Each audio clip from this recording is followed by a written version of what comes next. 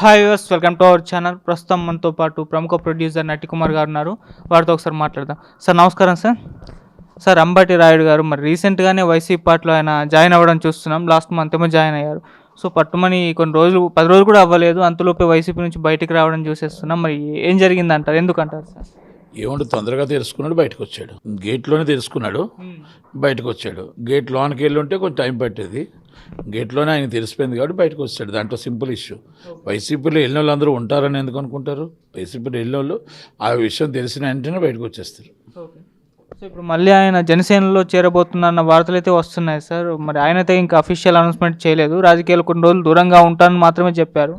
మరి జనసేనలోకి చేరే అవకాశం ఏమైనా ఉంటుందా? ఇప్పుడు ఆయన స్వేచ్ఛ అండి, ఏ పార్టీకైనా చేరవచ్చు. జనసేన చేరవచ్చు, లేకపోతే ఇండిపెండెంట్గా నించవచ్చు, లేకపోతే టీడీపీకి రావచ్చు, లేకపోతే కాంగ్రెస్ రావచ్చు. ఎవరి స్వేచ్ఛ వాళ్ళది, వాళ్ళ ఇష్టం. దాన్ని ఎవరు మనం అడగలుగుతాం, వాళ్ళ కోసం మనం ఎలా కామెంట్ చేయగలుగుతాం. ఆయన వైసీపీకి వెళ్ళాడు, ఇవ్వలేకపోయాడు అని, ఎందుకంటే గేటు దాటకముందే బయటకు వచ్చాడు, తెలుసుకొని బయటకు వచ్చాడు. అందుకు సంతోషం. సార్ అంటే ఆయన గురించి ఇంకో వార్త కూడా ప్రచారంలో ఉంది. అంటే ఆయన అడిగిన నియోజకవర్గం నుండి ఈయన ఎంపీ సీట్ ఇవ్వలేదు, అందుకే బయటకు వచ్చేసారు అని కూడా ఉంది. ఏది ఏమైనా అంబటి రాయుడు మంచి క్రికెటరు, ఆయన మంచి పొలిటికల్ లీడర్ అవ్వాలని కోరుకుంటాం. ఆయనకి సీట్ వస్తుందా, సీట్ ఇవ్వలేదా, సీట్ ఏం చేశారా, వైసీపీలో ఏం కాంట్రాక్ట్ మీద మళ్ళీ జాయిన్ చేసుకున్నారో తెలియదు. ఆయనకి తెలుసుకున్న వెంటనే బయటకు వచ్చాడు కాబట్టి తొందరలోనే తెలుసుకున్నాడని మాత్రం చెప్పగలుగుతాం. సార్ ఇక వైసీపీలో కాస్త సినీ వాళ్ళని కూడా చేర్చుకోవాలనే ఉద్దేశంతో అనుకుంటా మరి ఆలీ గారు అండ్ వివి వినాయక్ కూడా జాయిన్ అయిపోతున్నారు, వైసీపీ పార్టీ నుంచి బరిలోకి దిగబోతున్నారు ఎంపీగా అని చెప్పేసి వార్తలు అయితే వస్తున్నాయి సార్. ఎలా ఉంటుందండి? ఇప్పుడు సినిమా వాళ్ళని చూసి ఓటేయరండి. ఆ రోజులు పోయాయి. సినిమా వాళ్ళని చూసి ఓటేస్తారు అనుకోవడం తప్పు. ఏంటి, చిరంజీవి గారి కంటే, పవన్ కళ్యాణ్ గారి కంటే, నందమూరి తారక రామారావు గారి కంటే, కృష్ణ గారి కంటే, జమున గారి కంటే ఆలీ దీంట్లో పెద్ద గొప్పోడు. అలాంటి వాళ్ళే రాజమండ్రిలో ఫస్ట్ టైం గెలిచి సెకండ్ టైం ఓడిపోయారు. ప్రజల సేవ కోసం చూస్తారు, ప్రజా సేవ కోసం చూస్తారు. సినీ గ్లామర్ జనాలు రావడానికి పనికొస్తారు తప్ప ఓట్ల రూపంగా మలుచుకోవడానికి పనికిరాదు. ఇది ఎన్నోసార్లు మళ్ళీ నేను చెప్తున్నా. ఆలీ గారు ఉంటే అవతరగా టీడీపీ టికెట్ చక్కగా జనసేనగా టీడీపీ గెలుస్తుంది, బంపర్ మెజార్టీతో గెలుస్తుంది. ఆలీకి నిజంగా టికెట్ ఇస్తే డిపాజిట్లు ఫస్టే గల్లంత అయిపోతున్నారు, రాసుకోవచ్చు. ఆంధ్రప్రదేశ్లో ఫస్ట్ గెలిచే సీటు టీడీపీ కానీ జనసేన కానీ అపోజిషన్లో అదే సీటు గెలుస్తుంది. ఎందుకంటే ఆలీకి డిపాజిట్లు కూడా రావు. సార్ వివి వినాయక్ గారు కాపు ఓట్లను లాక్కు రాగలుగుతారు, అందుకే ఆయన్ని తీసుకుంటున్నామని కూడా అంటున్నారు.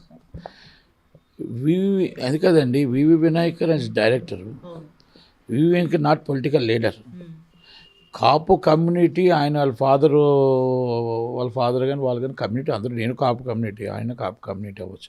కాపు కమ్యూనిటీ అందరూ నించుంటే అందరికీ ఓట్లు చీల్చేస్తామంటే ఇక రంగా గారు ఎందుకు? వంగవీటి మోహన రంగా గారు కాపు కమ్యూనిటీ అంటే వంగవీటి మోహన రంగా గారు, తర్వాత ముద్రగడ పద్మనాభ గారు.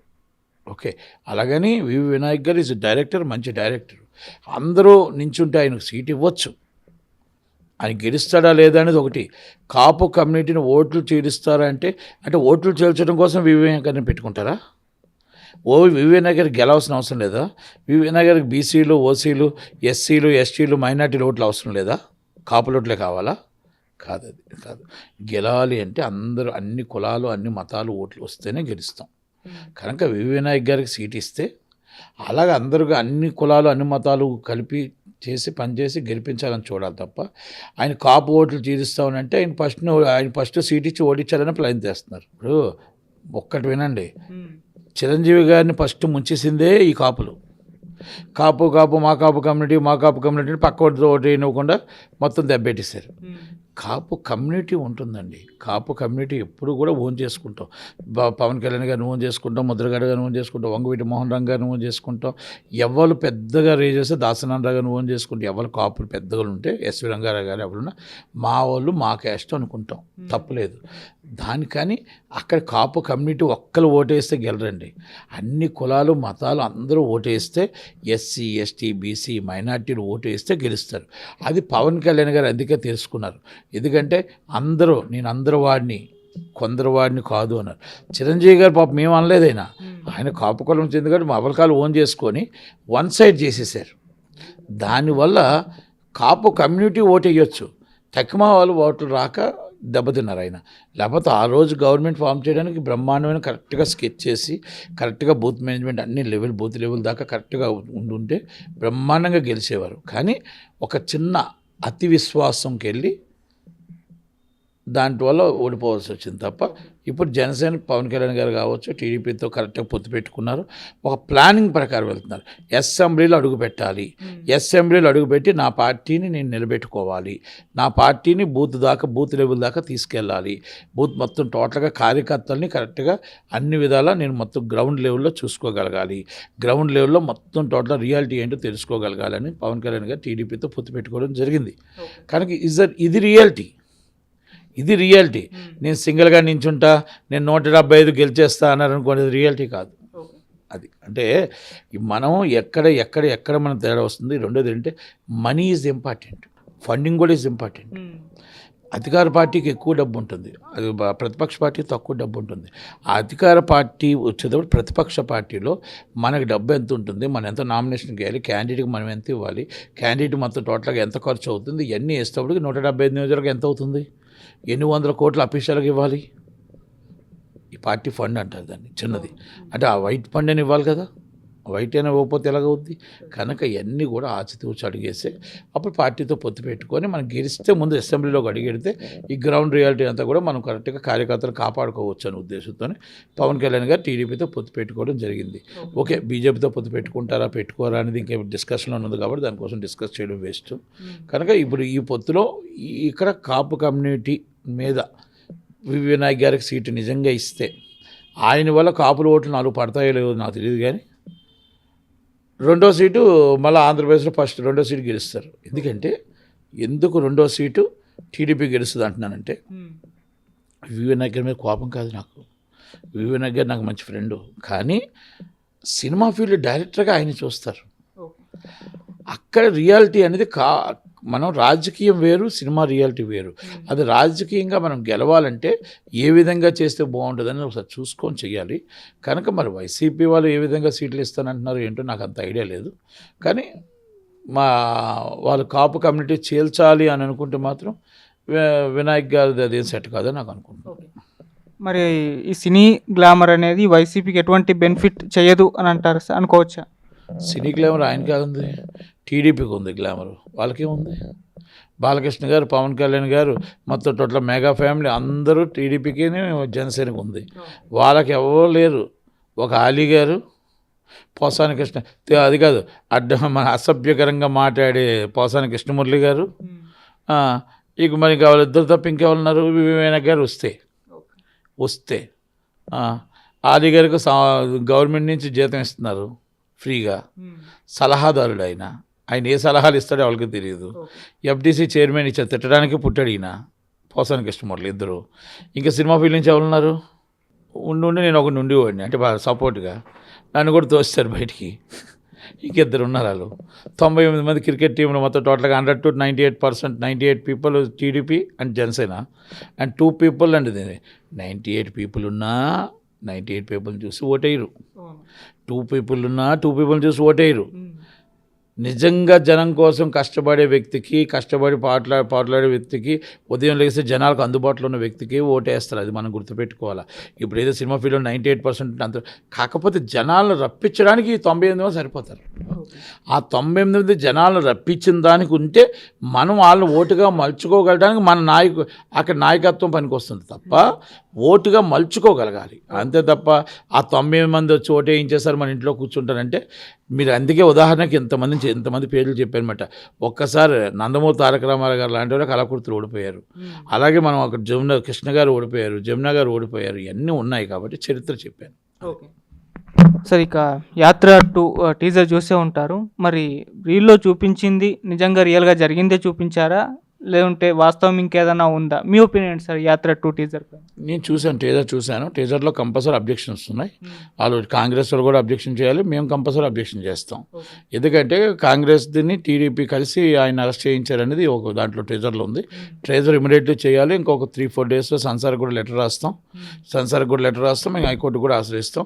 కంపల్సరీ ఎవరైతే అబ్జెక్షన్స్ ఉన్నాయో, అంటే ఊహించుకొని తీసే సీన్లు కంపల్సరీ కరెక్ట్ కాదు కాబట్టి, ఎలక్షన్స్ ఉన్నాయి కాబట్టి ఆ పార్టీకి పార్టీకి దెబ్బతింటుంది కాబట్టి ఎట్టి పరిస్థితుల్లో ముందు ఇమీడియట్లీ దాంట్లో రిమూవ్ చేయాల్సిందే. రిమూవ్ చేయకపోతే సెన్సార్ ఆఫీస్ మీద కంపల్సరీ మేము కోర్టుకు వెళ్తాం. సార్ యాత్ర టీజర్ చూసిన తర్వాత ఇంకో క్వశ్చన్ కూడా రైజ్ అయింది, షర్మిల గారు ఎక్కడ అని చెప్పేసి. అంటే మామూలుగా తను జైల్లో ఉన్నప్పుడు ఆమె ఇలా ధర్నాలు చేయడం ఇవన్నీ చూసాం కదా, ఒక సీన్లో కూడా ఆమెను చూపించలేదు, మరి అసలు ఉంచారా లేదా సినిమాలో అని అంటున్నారు. సినిమా అనేది ఒక రియాలిటీ.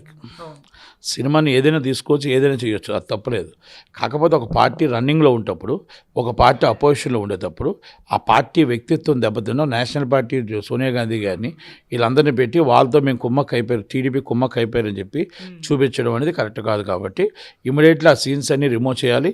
పార్టీకి నష్టం వస్తుంది కాబట్టి, రేపు ఎలక్షన్స్లో ఒక ఇబ్బంది అవుతుంది కాబట్టి బిఫోర్ ఆల్రెడీ సినిమాని బ్యాన్ చేయాలని మేము రిక్వెస్ట్ చేస్తాం.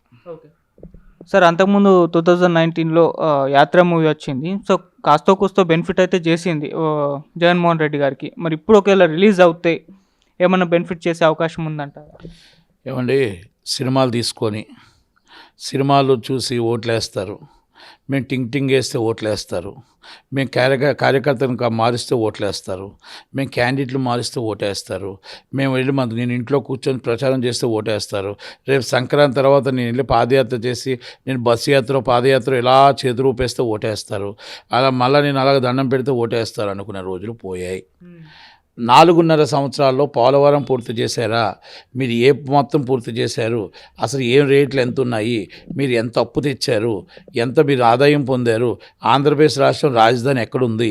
మీ రాజధానిలో మీరు కూర్చోడానికి, మీరు ఉండటానికి ఒక విశాఖపట్నం మీరు బంగ్లా కట్టుకున్నారు, కానీ మా కోసం మాకు రోడ్లు వేసారా? మా కోసం మా కష్టం చూసారా? మా బాధ చూసారా? అని ప్రతి ఒక్కరికి ప్రజలకు సమాధానం చెప్పవలసిన బాధ్యత జగన్మోహన్ రెడ్డి గారి మీద ఉంది. మీరు ఎమ్మెల్యేని మార్చుకోండి, ఎంపీని మార్చుకోండి, సర్పంచ్ని మార్చుకోండి, మీరే మారిపోండి. సమాధానం 4.5 సంవత్సరాల్లో మీరు చెప్పాల్సిన బాధ్యత మీకు 4 సంవత్సరాలు 9 నెలలు అవుతుంది కనుక మీరు చెప్పవలసిన బాధ్యత మీకుంది. మీకు ఇంకా ఎక్కడికి వెళ్ళినా మీరు బస్సు యాత్ర చేయండి, పాదయాత్ర చేయండి, మీరు ఏ యాత్రలైనా చేయండి. ఎక్కడ చేసినా బాయ్ జగన్ చెప్తూ మీకు చంద్రబాబు నాయుడు గారు స్వాగతం పలకడం మాత్రం ఖాయం అవుతుంది కనుక దాన్ని మనం స్వాగతించవచ్చు. సార్ వ్యూహం ట్రైలర్ చూసాం కదా, వ్యూహం ట్రైలర్కి ఈ యాత్ర దానికి ఏమన్నా డిఫరెన్స్ ఉందా సార్? రెండు ఒకటేనా అంటే ఏమన్నా కనిపించాయి? అన్న తమ్ముడు, ఒకటన్న ఒక తమ్ముడు. ఏది అన్న అనుకుంటే సీనియర్ వ్యక్తి కాబట్టి వర్మగారిని అన్న అనుకోవచ్చు, ఇంత తమ్ముడు అనుకోవచ్చు, అంతకని ఇంకేముంటుంది. సో ఇప్పుడు వ్యూహంకి ఏ పరిస్థితి ఏర్పడిందో అదే పరిస్థితి యాత్ర 2 కూడా ఏర్పడుతుంది అంటారా? అంటే రిలీజ్ ఇంకా అవ్వలేదా? చట్టం తన పని తాను చూపిస్తుంది. న్యాయం మీద నమ్మకం ఉంది, సెన్సార్ ఆఫీస్ మీద నమ్మకం లేదు. న్యాయం మీద నమ్మకం ఉంది కనుక న్యాయస్థానాన్ని ఆశ్రయిస్తాం. ఇంకా న్యాయస్థానంలో వెతికే ఉన్నాయి. న్యాయస్థానం మీద తీర్పుల మీద నమ్మకాలు ఉన్నాయి కాబట్టి మాకు ప్రతిపక్షంగా అపోజిషన్లో ఉన్నప్పుడు మాకు నష్టం కలుగుతుంది కాబట్టి కంపల్సరీ న్యాయాన్ని ఆశ్రయిస్తాం. కంపల్సరీ మేము ఆపడానికి ప్రయత్నం చేస్తాం. సార్ ఇక కేసీఆర్ నాని గారు టీడీపీ పార్టీ నుంచి బయటకి రాబోతున్నారు. సో ఆయనే ఎక్స్ వేదికగా ఒక ట్వీట్ అయితే చేశారు. అంటే పార్టీకి తన అవసరం లేదు అని చంద్రబాబు గారు చెప్పడంతో నేను బయటకు వెళ్తున్నాను అని చెప్పడం చూస్తాం. దీనిపైన పీవీపీ గారు కూడా ఆయన దాన్ని రీట్వీట్ చేస్తూ ఒక కామెంట్ చేశారు, మీరు కూడా చూసే ఉంటారు. సో దీనిపైన మీ ఒపీనియన్? కేసీఆర్ నాని గారు, చంద్రబాబు నాయుడు గారు అక్కడ ఇద్దరు అన్నదమ్ములు గొడవలు అవుతున్నాయి. కొంచెం అక్కడ ఇంటర్నల్గా గొడవలు ఉన్నాయి కాబట్టి ఆయన కొంచెం ఆగమన్నారు. ఓకే, ఆయనకి ఏదో బాధ అనిపించింది, ఆయన వెళ్ళిపోతానన్నారు, తప్పలేదు. కేసీఆర్ నాని గారు 10 సంవత్సరాలు సీనియర్ వ్యక్తి, మంచి వ్యక్తి. అలాంటి వ్యక్తి చంద్రబాబు నాయుడు గారు అంటే మంచి ఇష్టం, ఆయన అంటే మంచి ఇష్టం. 10 సంవత్సరాలు ఎంపీగా చేశాడు, బాగానే ఉంది. ఓకే, అక్కడ లోకల్ ఇంటర్నల్ గొడవలు ఉన్నాయి. ఇంటర్నల్ గొడవల వల్ల కొన్ని ఇబ్బందులు తలెత్తడం వల్ల ఆయన బయటికి వెళ్ళిపోతున్నాడు, వెళ్ళిపోవచ్చు, తప్పలేదు. పీవీపీకి ఏం సంబంధం అండి? పీవీపీకి ఏం సంబంధం అంటున్నా? నువ్వు బయటికి వెళ్ళిపోతున్నావు అంటే నువ్వు బ్యాంకులకు ఆయన చేసావు, నువ్వు చేసింది ఏంటి? నువ్వేనా తప్పు చేసావా? నువ్వు తక్కువ తినలేదు కదా. నువ్వు ఇప్పుడు ఆయన గెలిచిన ఎంపీ, నువ్వు ఓడిన ఎంపీ. నువ్వు ఇప్పుడు ఆయన గెలిచిన ఎంపీ అని ఒక పేరుంది. నువ్వు 10 సంవత్సరాలు ఆయన గెలిచాడు, నువ్వు ఓడిపోయావు కదా. కనుక ఎదుటివాడిని మాట్లాడేటప్పుడు మన సైడ్ కూడా మనకు ఉంటుంది కనుక మనం బ్యాంకులను ఏం చేసాం, అన్నీ ఏం చేసాం, అన్నీ తెలుసు కదా జనాలకి. కనుక దయచేసి మీరు దెయ్యాలు వేదాలు వెళ్ళించినట్టు మీరు చెప్తే ఎలాగా? పీవీపీ గారు కేసీఆర్ నాని కోసం మీరు చెప్పకూడదు. కేసీఆర్ నాని గారు టీడీపీ నుంచి ఆయన వ్యక్తిగతంగా ఆయన వెళ్ళిపోతున్నాడు, లేకపోతే చంద్రబాబు నాయుడు గారికి ఇద్దరు సెట్ కాలేదు, వెళ్ళిపోతున్నారు. ఆయన ఎవరిని ఏం అనలేదు. ఆయన రాజీనామా నిజాయితీ పరుడు, రాజీనామా చేసి నేను ఇండిపెండెంట్గా నించుంటాను అన్నాడు. తప్పే ఉంది దాంట్లోని? మీరు నించో నేను గెలిచారా? ఓకే ఆయన బ్యాంకులు కాజేసారు అవి కాజేసారు ఈ కాదు ఓకే అని చెప్పారు.